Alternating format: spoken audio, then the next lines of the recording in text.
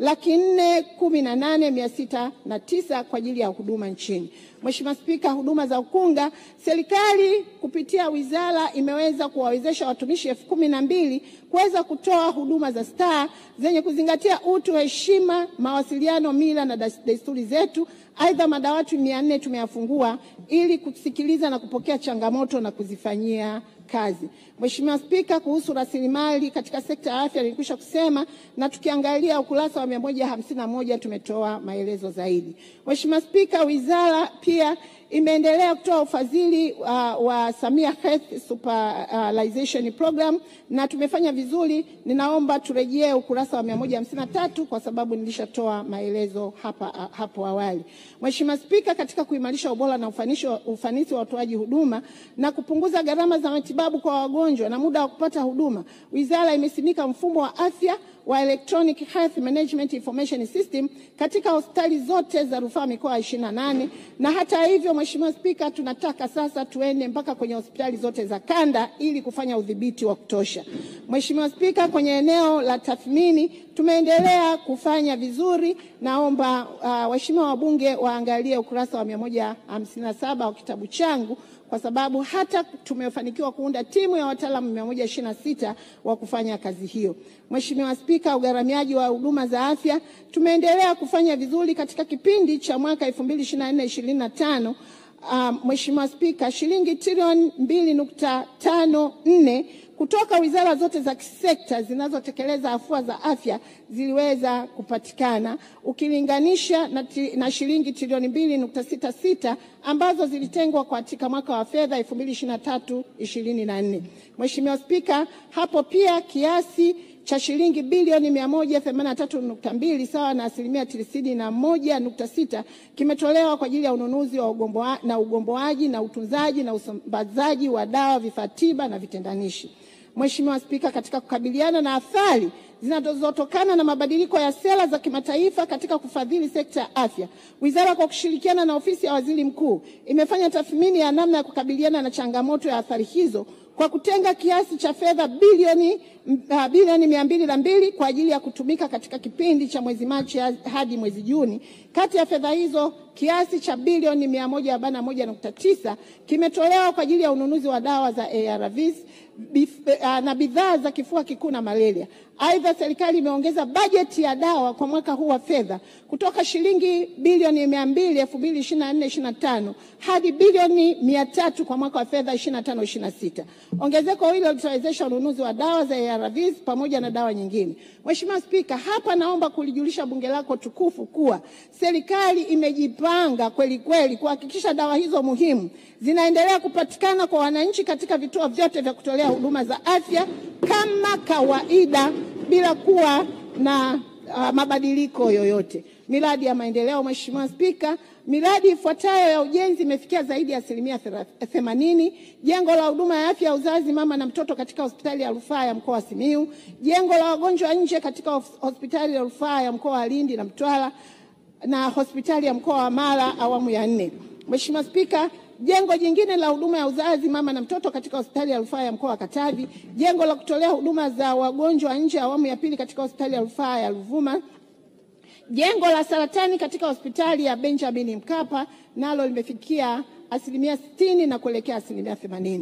Mheshimiwa Spika, miradi mipya ya ujenzi inayofanyiwa usanifu kwa ajili ya kuanza utekelezaji ni pamoja na uhuishaji wa hospitali ya taifa ya Muhimbili, hospitali yetu ya taifa kongwe, ujenzi wa hospitali ya kanda ya Magharibi Kigoma, ujenzi wa majengo na ukarabati wa miundombinu ya kutolea mafunzo katika vyuo vya kati 13, ujenzi wa jengo la watoto wachanga katika hospitali ya mkoa wa Pwani, Tumbi, Ruvuma, Tabora, Kiteto, Geita, Simiyu, Dodoma, Singida na Manyara, ujenzi wa jengo la uzazi wa mama na mtoto katika hospitali ya rufaa ya mkoa wa Kagera, Tanga, Morogoro na Katavi, ujenzi wa OPD katika hospitali ya Mount Meru mkoani Arusha, ujenzi wa chumba cha kuhifadhia maiti na kichomea taka katika hospitali ya rufaa ya mkoa wa Shinyanga, ujenzi wa majengo ya damu salama katika hospitali za mikoa ya Mara, Shinyanga, Ruvuma, Singida, Songwe, Chato na Katavi, ujenzi wa ghala la kuhifadhia dawa Chato, ujenzi wa usimikaji wa mitambo ya hewa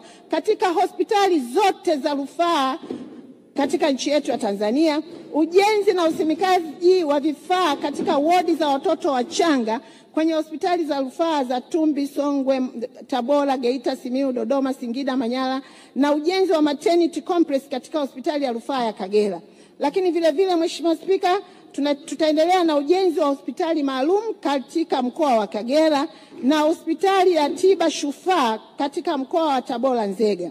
Maelezo zaidi yako ukurasa wa 161 mpaka 162 pamoja na viambatanisho. Mheshimiwa Spika, utekelezaji wa majukumu ya taasisi umeonyeshwa ukurasa wa 163 mpaka 191 na utekelezaji wa majukumu ya bodi za usajili umeelezwa ukurasa wa 191 mpaka 206. Mheshimiwa Spika, naomba sasa kwa heshima na taadhima niweze kusema kwa ufupi vipaumbele vya bajeti ya mwaka 2025-26 ambapo kiasi cha shilingi trilioni 1 bilioni 618 milioni 191 na laki 2 na elfu 35 kimekadiriwa kutumika katika vipaumbele vifuatavyo. Vipaumbele hivyo, Mheshimiwa Spika, cha kwanza ni kuimarisha huduma za kinga dhidi ya magonjwa ya kuambukiza yakiwemo magonjwa ya mlipuko na magonjwa yaliyokuwa hayapewi kipaumbele. Na hapo, Mheshimiwa Spika, tutaendeleza usimamizi wa magonjwa hayo katika mikoa 20. Tutakamilisha uanzishwaji wa programu ya taifa ya lishe na kuendelea na shughuli nyingine kama zinavyojionyesha kwenye kitabu changu. Mheshimiwa Spika, katika eneo hilo pia tutanunua boti 5 za ambulance na vipima joto tembezi 28. Mheshimiwa Spika, tutaendelea na ile programu ya wahudumu wa afya ya jamii katika mikoa yote. Eneo la pili ni kuimarisha upatikanaji wa ubora wa huduma za afya zinazotolewa katika ngazi zote kuanzia zahanati hadi taifa. Na hapo tutaimarisha mifumo ya tehama na kuanza kutumia akili mnemba, yani artificial intelligence, katika huduma za tiba nchini. Lakini Mheshimiwa Spika, tutashughulika pia na swala zima la mikataba ya huduma bora kwa wateja, wananchi waweze kupata huduma bora katika nchi yetu ya Tanzania kwa miundombinu iliyowekwa. Tutaanzisha taasisi ya afya ya jamii, lakini tutaimarisha hospitali ya Benjamin Mkapa kufikia kuwa hospitali ya taifa na kuanzisha kituo cha umahiri cha Afrika Mashariki cha matibabu ya magonjwa ya damu katika hospitali ya Benjamin Mkapa. Mheshimiwa Spika, tutaanzisha pia kituo cha umahiri cha figo katika hospitali ya Benjamin Mkapa. Lakini Mheshimiwa Spika, kazi nyingine tutafanya kuzipa hadhi za kitaasisi ya hospitali ya Mirembe, hospitali ya magonjwa ya ambukizi Kibong'oto na hospitali ya rufaa ya kanda ya Mbeya. Tutashughulika pia na tafiti za kushughulika na usugu wa vimelea vya madawa. Mheshimiwa Spika, tutaendelea kuimarisha mifumo ya ugharamiaji na hasa utekelezaji wa sera ya bima ya afya kwa wote na kusimamia pia bajeti ya fedha kukidhi mahitaji ya nchi. Tutaendelea kufanya tafiti kwa kutumia taasisi ya NIMR na taasisi nyingine, na tutaendelea kuimarisha huduma za afya ya uzazi na hasa kuendeleza ununuzi wa vifaa tiba kwenye wodi za watoto na kununua dawa na hasa dawa ya surfactant ambayo inatumika kuokoa maisha ya watoto wanaozaliwa chini ya uzito. Mheshimiwa Spika, tutaimarisha uendelezaji wa wataalamu wa sekta ya afya kwa kusomesha wabobezi kwa seti, na vile vile tutasimamia mafunzo ya afya kwa kutumia tehama. Tutaimarisha huduma za matibabu ya ubingwa na ubingwa bobezi kwa kuanzisha kituo cha uzalishaji wa viungo tiba. Lakini vile vile, Mheshimiwa Spika, tutaendelea kusimamia afua za tiba asili na tiba mbadala kwa kuendeleza tafiti na kufanya mambo mengine ambayo yameainishwa katika hotuba yangu. Tutaimarisha upatikanaji wa huduma za tiba dhidi ya magonjwa ya kuambukiza na magonjwa yasiyoambukizwa.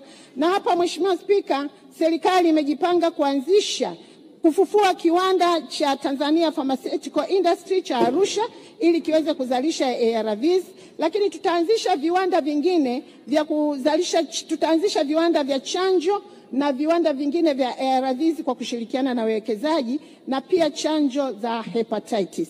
Mheshimiwa Spika, eneo la mwisho, tutaimarisha huduma ya afya ya akili na utengamao na hususani kwa watoto, wazee na Watanzania kwa ujumla kwa kufanya yale ambayo yameainishwa kwenye eneo langu. Shukrani. Mheshimiwa Spika, naomba kwa namna ya pekee nitoe shukrani kwa wakurugenzi wakuu wa taasisi, na hapa nitawataja wachache.